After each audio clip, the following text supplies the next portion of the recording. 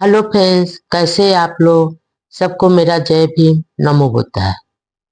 बुद्ध और उनका धम्म में शरीर को कष्ट देने वाली तपश्चर्या का परिचय। नंबर 1। गौतम ने सांख्य मार्ग तथा समाधि मार्ग का परीक्षण कर लिया था, लेकिन वह तपश्चर्या का प्रयोग किए बिना ही भृगु का आश्रम छोड़कर चले आए थे। नंबर 2। उन्होंने विचार किया कि इस बारे में भी स्वयं प्रयोग करके अनुभव प्राप्त करना चाहिए, ताकि वह अधिकार के साथ इस पर बोल सके। नंबर 3। तदनुसार गौतम गया नगर पहुंचे। वहां पहुंचकर सबसे पहले उन्होंने घूम फिर कर आसपास का क्षेत्र देखा और उरुबेला में गया के रहस्य नेगरी के आश्रम में तपश्चर्या का अभ्यास करने के लिए वास बनाया। तपश्चर्या के लिए निरंजना नदी के तट पर यह एक एकांत तथा निर्जन स्थान था। नंबर 4। उरुबेला में उसे वे 5 परिव्राजक मिले, जिनसे उनके भेंट राजगृह में हुई थी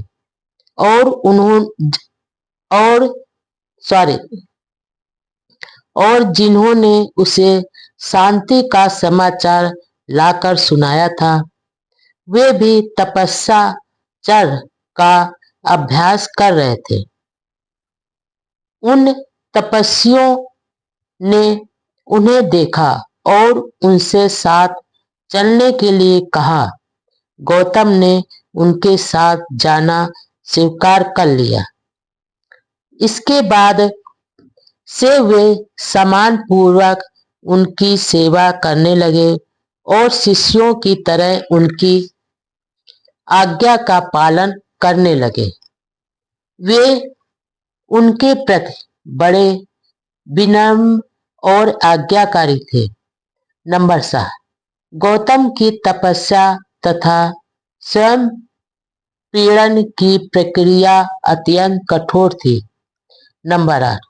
कभी कभी वह प्रतिदिन केवल 2 घरों पर ही भिक्षाटन के लिए जाते, किंतु 7 से अधिक घरों पर कभी नहीं जाते थे और उन घरों में प्रत्येक से 2 कौर भोजन ही स्वीकार करते थे, किंतु 7 कौर से अधिक किसी एक घर से नहीं लिया। नंबर 9। वह दिन में एक तस्तरी भोजन पर ही गुजारा करते थे, किंतु 7 तस्तरियों से अधिक किसी हालत में नहीं। नंबर 10। कभी कभी वह सारे दिन में एक ही बार भोजन करते, कभी कभी 2 दिनों में एक बार, किसी क्रम से कभी कभी 7 दिनों में एक बार या 15 दिनों में एक बार, और वह भी बहुत ही नपी-तुली मात्रा में। नंबर 11। जब उन्होंने तपश्चर्या में और प्रगति की, तो उनका एकमात्र आहार जंगल में इकट्ठी की हुई हरी जड़ें या स्वयं उगे हुए जौ या धान के दाने या पेड़ों की छाल के टुकड़े या काय या चावल के गिर्द भूसी के अंदर के लाल कण या उबले हुए चावल की माड़ या सरसों आदि की खली मात्र रह गया था। नंबर 12। वह जंगली जड़ें और फल खाकर रहते थे। या हवा से गिरे हुए फल फूल खाते थे।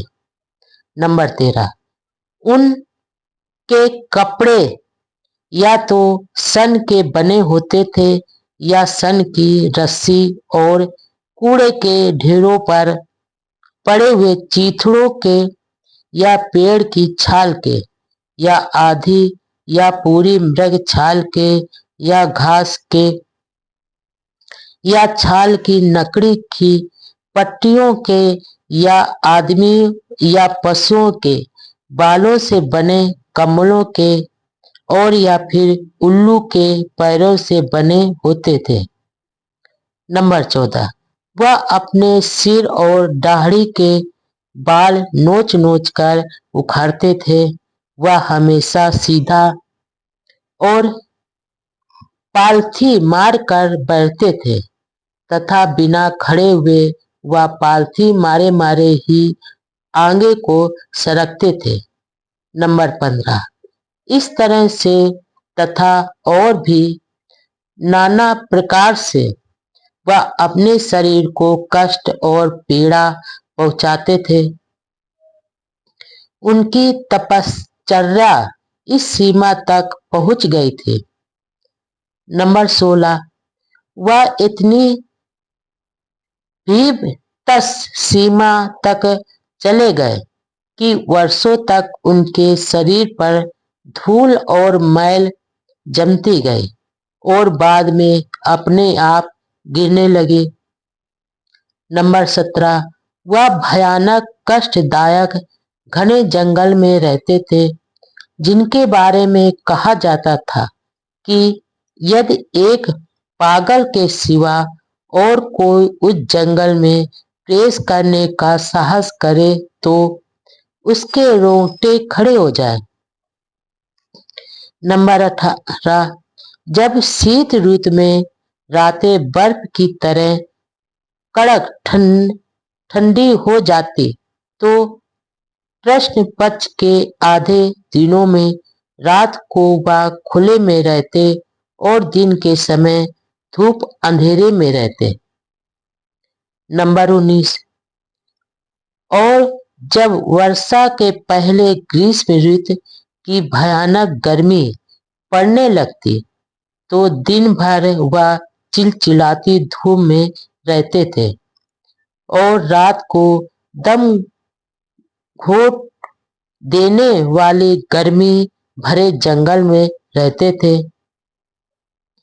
नंबर 20, वह शमशान भूमि में मुर्दों की जली हड्डियों का तकिया बनाकर लेटे थे।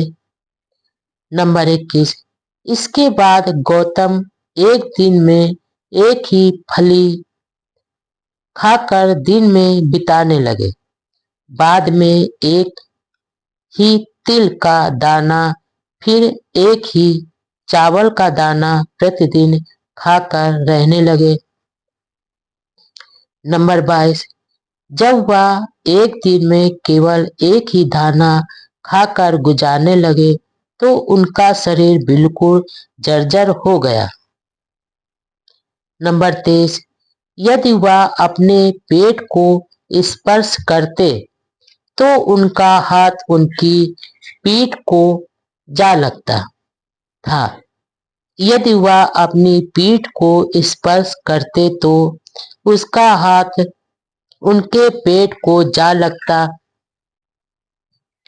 उसका पेट और पीठ एक दूसरे से आपस में इतने सट गए थे और यह सब कुछ बहुत कम खाने के कारण ही हुआ था।